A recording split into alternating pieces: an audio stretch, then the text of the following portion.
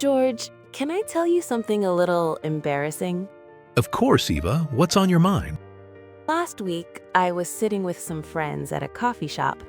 They were talking about inflation, passive income, and assets, and I just sat there nodding like I understood everything. But honestly, I had no idea what they were really talking about. Eva, you are definitely not alone. So many people hear these financial words every single day, but nobody ever stops to explain what they actually mean in simple language. That is exactly why I think today's episode is so important. We are going to break down 10 financial terms that everyone hears, but not everyone fully understands. And we are going to explain everything in very simple English. Short sentences, easy examples, no complicated language, just clear and friendly explanations that anyone can follow. If you are watching this right now and you enjoy learning English through simple, natural conversations like this one, please subscribe to English Chats Daily. We share new conversations every single week to help you improve your English and learn really useful ideas at the same time. We love making these conversations for you, so hit that subscribe button and let's get started with today's topic. George, before we jump into the terms, I want to ask you something. Why does it even matter? Why should regular people understand financial words? Great question. Here's a simple answer. Money is a part of everyone's life. Every single day, you earn money, you spend money, you save money, and the decisions you make with money affect your life in big ways. So if you understand the words, you understand the decisions better. Exactly. When you understand basic financial terms, you make smarter choices. You feel more confident when you talk to a bank. You feel more prepared when you plan for the future. Knowledge really is power, especially when it comes to money. I love that. Okay, I'm ready. Let's go through these 10 terms one by one. Let's start with the first one. What is income? Income is simply the money you receive. That's the easiest way to think about it. When you go to work and your employer pays you at the end of the month, that payment is your income. So my monthly salary is my income. Yes, exactly. But income is not only from a job. If you sell something, that money is also income. If someone rents your apartment, that money is income too. Any money that comes into your life is called income. Oh, I like that. Income equals money coming in. Simple. Okay, what about the second term, expenses? Expenses are the opposite. Expenses are the money you spend. Every time you pay for something, that's an expense. So my rent, my groceries, my phone bill, those are all expenses? Exactly right. Your morning coffee is an expense. Your electricity bill is an expense. Your bus ticket is an expense. Any money that goes out of your pocket is called an expense. So income is money coming in and expenses are money going out. That's a really clean way to think about it. Perfect summary, Eva. And here's an important idea. When your income is more than your expenses, you have money left over. That leftover money is very important, and that brings us nicely to our third term.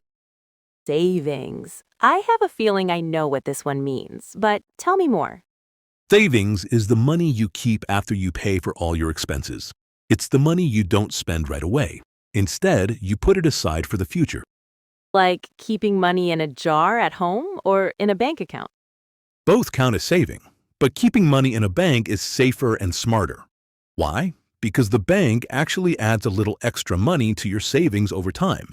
That extra money is called interest, and interest is actually our fifth term, so we'll come back to that very soon. Oh, I love when things connect like that. Okay, so savings is money you set aside for later. Why is savings so important, though? Because life is unpredictable. Maybe your car breaks down. Maybe you lose your job. Maybe you get sick. Savings is your safety net. It gives you a cushion when things go wrong, and it also helps you reach bigger goals, like buying a house or taking a special trip. That makes so much sense. Okay, now let's talk about investment. This is a word I hear all the time, but I always feel a little nervous about it. Do not be nervous. Investment is actually a simple idea. Investment means you use some of your money today with the hope that it will grow into more money in the future. So I give my money somewhere now, and hopefully I get back more later. Exactly. For example, imagine you buy a small piece of a company by purchasing shares. If that company does well and grows, your shares become worth more money. You invested a small amount and now it has grown. That growth is the reward for investing. What about investing in something like a house? Yes, that is a great example. You buy a house today. A few years later, the house may be worth more money than you paid for it. That difference is your investment growing. Investment is about putting money to work so it can multiply over time. I love how you explain that. Okay, now let's talk about interest. You mentioned it earlier, and I'm curious. Perfect. Interest is extra money. There are two ways to think about it. First, when you save money in a bank, the bank pays you a little extra money as a thank you for keeping your money there. That extra money is called interest. Oh, so the bank is basically paying me to keep my money with them. Yes, in a simple way. The bank uses your money while it is there, so they pay you a small fee for that. Now, the second way to think about interest is when you borrow money.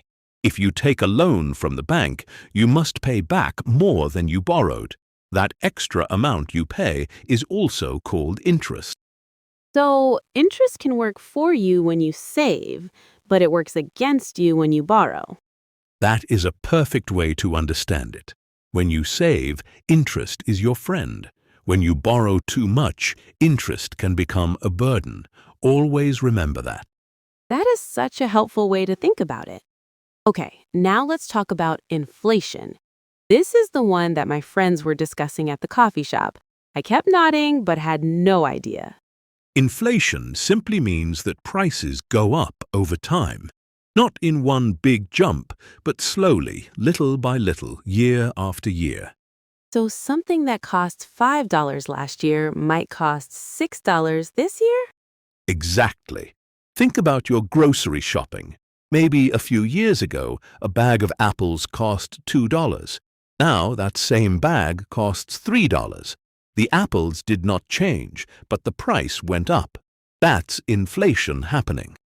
So inflation means your money buys less than it used to? That is exactly right. $100 today does not buy the same amount of things that $100 bought 10 years ago. Prices slowly rise and your money slowly loses some of its power. This is why saving alone is not always enough. Your savings also need to grow to keep up with inflation. Wow, I never thought about it that way. Okay, that was really eye-opening. Now let's move to debt. This one has a slightly serious feeling to it. Debt is money that you owe to someone else. When you borrow money, you are in debt until you pay it all back. Like when you use a credit card. Yes, if you use a credit card to buy something and you don't pay it back right away, that amount becomes debt. A bank loan for a car or a house is also debt. Debt is not always bad. Sometimes borrowing money helps you reach important goals. But it can become a problem, right? Absolutely. Debt becomes a problem when you borrow more than you can pay back. Remember the interest we talked about. When you have debt, interest keeps adding to what you owe. So the longer you wait to pay it back, the more you end up paying. Always borrow carefully and have a plan to repay. Really good advice. I think a lot of people get into trouble because they borrow without thinking about how to pay it back. You are completely right, and that is why the next term is so important. It is budget, and it is one of the most practical tools anyone can use. A budget. Okay, I feel like I have heard my parents talk about this one. What exactly does it mean? A budget is a plan for your money. Before the month begins, you sit down and you decide how much money you will spend on each thing. You plan for rent, for food, for transport, for fun, and you write it all down. It is like a map for your money. That is a beautiful way to say it. A budget is a map for your money. Without a map, you can easily get lost. And when you get lost with money, you spend too much, you save too little, and you end up stressed. So, having a budget means you're always in control of where your money goes. Exactly. A budget helps you see the full picture. You know how much is coming in, you know how much is going out, and you can plan ahead so your expenses never become bigger than your income. This is honestly one of the most useful things I have heard. Why do schools not teach this stuff more? That's a whole other conversation. But this is exactly why podcasts like ours are so valuable. All right, let's move on to term number 9, assets. This one sounds fancy, but it's actually a wonderful idea.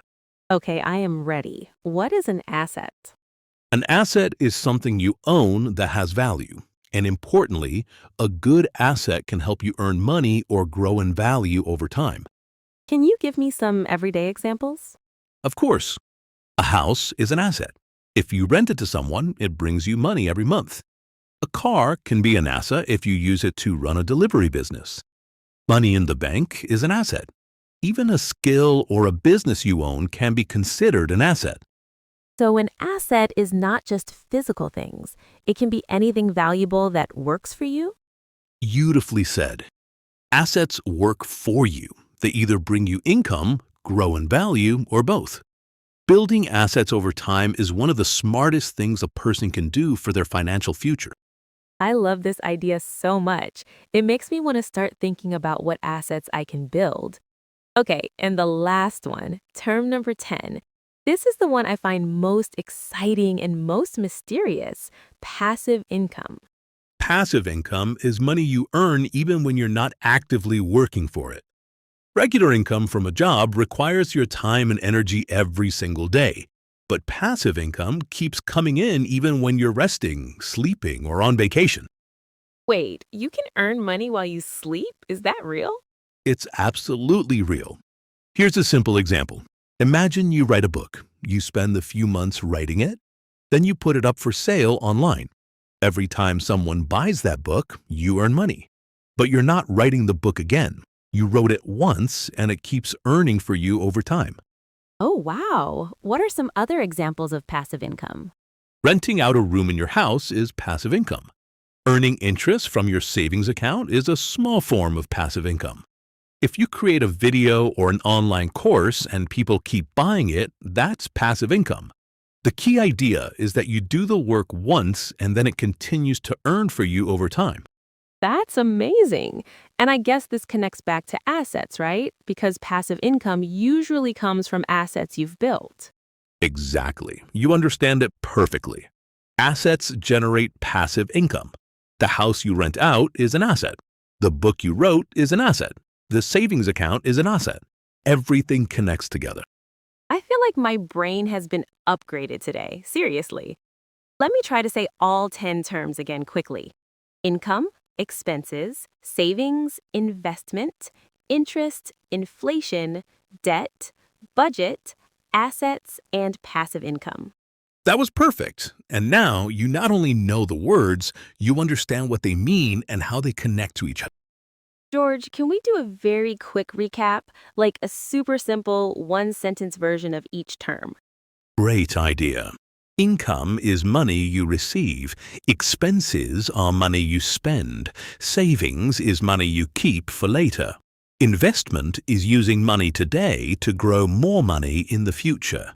Interest is extra money from saving or extra money you pay when you borrow. Inflation is when prices slowly go up over time.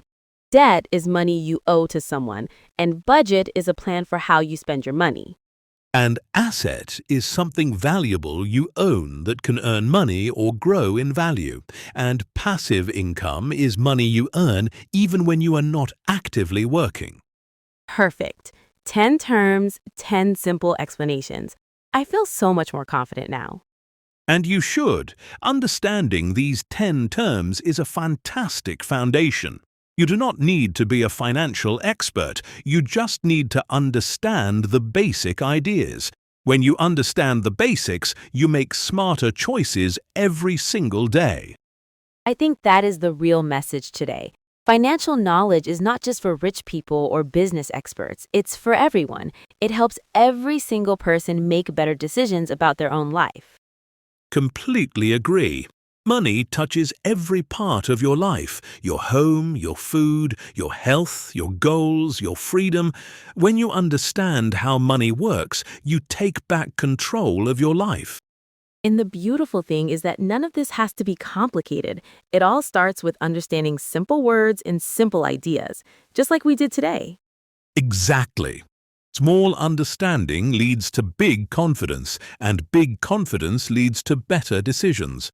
Start small, stay consistent, and keep learning. I genuinely loved today's episode. I feel like I learned things that I should have learned years ago, but better late than never, right? Absolutely. The best time to start learning is always right now. Every day you understand something new is a day you grow a little stronger. Before we finish today, I want to invite you to subscribe to English Chats Daily if you have not already. Every week, we bring you simple, friendly conversations like this one, conversations that help you improve your English and understand the world a little better.